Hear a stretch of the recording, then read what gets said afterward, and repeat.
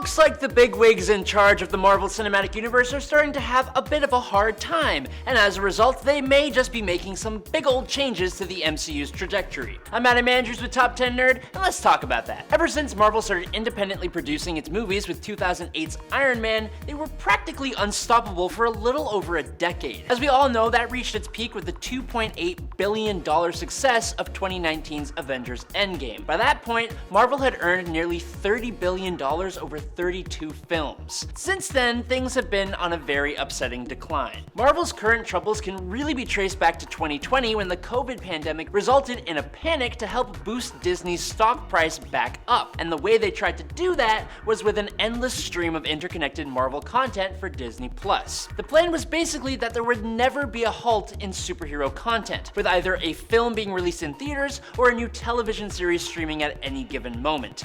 But it turns out that it is entirely possible to oversaturate the superhero market, burn people out on spandex wearing do-gooders, and it is entirely possible for the once guaranteed money-making Marvel machine to be put under too much stress and begin to crack. Not to mention the interwoven storyline playing out over a bunch of shows and movies while also being on multiple platforms, understandably is creating quite a bit of confusion for more casual viewers who sometimes just want to enjoy a movie that stands on its own 2 feet. So, in September of this year, Marvel creatives, including Kevin Feige, gathered together in Palm Springs for the studio's annual retreat. And while they had many things to discuss, including poor script development, failing box office results, including failures they are likely to experience in the future with the release of the Marvels, as well as the abysmal state of some of the studio's CGI in recent years, you saw the title of this video. One of the biggest and most pressing topics of discussion was Jonathan Majors. Majors had been poised to carry the next phase of the Marvel Cinematic Universe as its next big bad, following Josh Brolin's Thanos, with Majors playing the time-traveling villain Kang the Conqueror. While not every Marvel project since Endgame has featured Kang, Marvel's timeline pointed towards Avengers: The Kang Dynasty, with the Disney Plus show Loki being the first project to feature Majors Kang, and Quantumania building upon that even further, with Majors pretty much stealing every scene that he appeared in as Kang the Conqueror. But now, instead of being set to carry this next phase of Marvel back to success, Majors is headed to a high-profile trial in New York later this month. The Quantumanium actor was arrested back in March, accused of getting physical with a woman that he was with at the time. In April, other alleged victims of Majors began speaking with the Manhattan District Attorney's Office, and then, ahead of a hearing in October, media outlets obtained a court filing referencing an incident in London involving Majors that led his ex-girlfriend to seek medical attention. The girlfriend we are talking about also happened to work on Quantumania as a movement coach, and this all took place while season 2 of Loki was being filmed with Majors. On October 25th, a New York judge denied Majors' motion to dismiss the case, which ensures that the actor will stand trial in November, this month. His legal team is attempting to keep some material in the case sealed, so we don't know everything. Majors does stand by the fact that he is innocent though, and even the victim.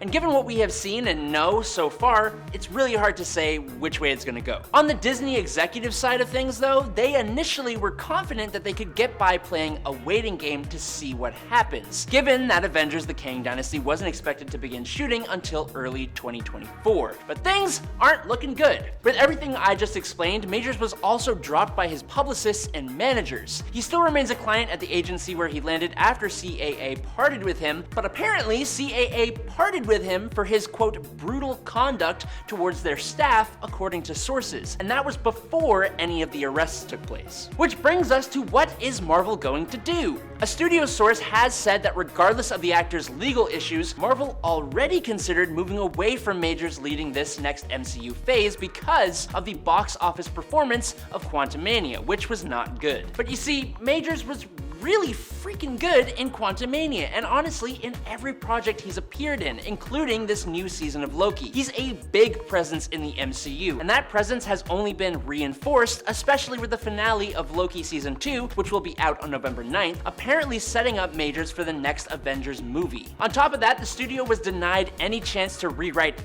anything because, as most people know, all the writers went on a massive strike. The damage to Majors' reputation and the chance he could lose the case has forced Marvel to reconsider its plans, and, according to sources, executives discussed backup plans, including pivoting to another comic book adversary. One of the biggest keys to saving Marvel from this whole thing may just be Disney's 2019 purchase of 21st Century Fox. That deal brought the X-Men and the Fantastic Four back under the studio's control. Fans are getting super hyped about next year's Deadpool 3, which unites Ryan Reynolds' Merc with a Mouth with Hugh Jackman's Wolverine, which I have almost no doubts will be an awesome success. But this purchase also brought with it a planned reboot of Fantastic Four, slated for 2025. Not to mention, the purchase gives Feige an opportunity to reimagine the X-Men franchise in the MCU's world. Now that the WGA strike is in the past, Marvel has started talking to writers about bringing the X-Men into the MCU fold. But who cares? I want to focus on the Fantastic Four for one simple reason. Marvel executives may actually be considering moving away from Kang the Conqueror as their big bad,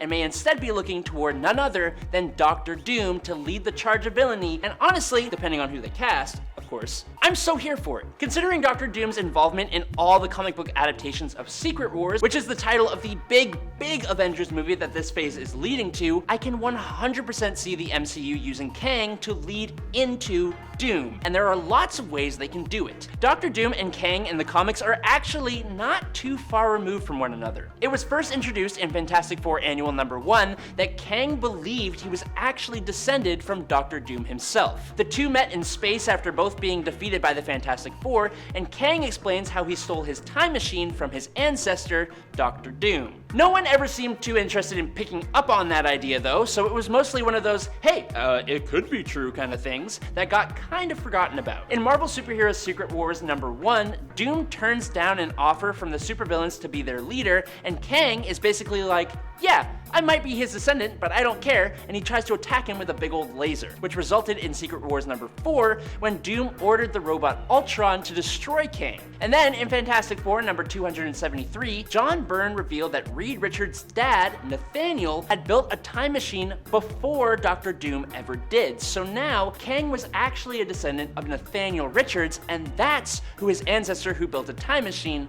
was. So yes, I could see this actually working with everything the MCU has recently built up, but that doesn't necessarily mean that Marvel will be saved. As viewers are getting more and more disappointed with the MCU, Feige has been pulling the plug on projects that aren't working, with the most upsetting disappointment being the Blade reboot with Oscar-winning actor Mahershala Ali. The project has gone through at least 5 writers, 2 directors, and 1 shutdown 6 weeks before production. One person familiar with the script even said that the story at one point morphed into a woman-led narrative filled with life lessons, which had the titular character of Blade relegated to the 4th lead, which completely blew my mind when I heard that. There were reports that Ali was ready to exit the project over script issues, so Feige went back and hired Michael Green, the writer of the awesome Logan movie, to start fresh. Speculation around town is that the studio is looking to make the film, now slated for 2025, but on a budget of less than $100 million, which is a big stretch. Sources say there have even been talks to bring back the original gang for an Avengers movie. I'm talking about bringing back Robert Downey Jr.'s Iron Man and Scarlett Johansson's Black Widow, both of whom were taken out in Avengers Endgame, and it would also mean giving Chris Evans' Captain America some wrinkle cream. But the studio hasn't yet committed to the idea, and if it were able to bring those actors back, it would not be cheap by a long shot. But that's what we know so far. I'm sorry that this video may have been somewhat depressing, but now you're all in the loop.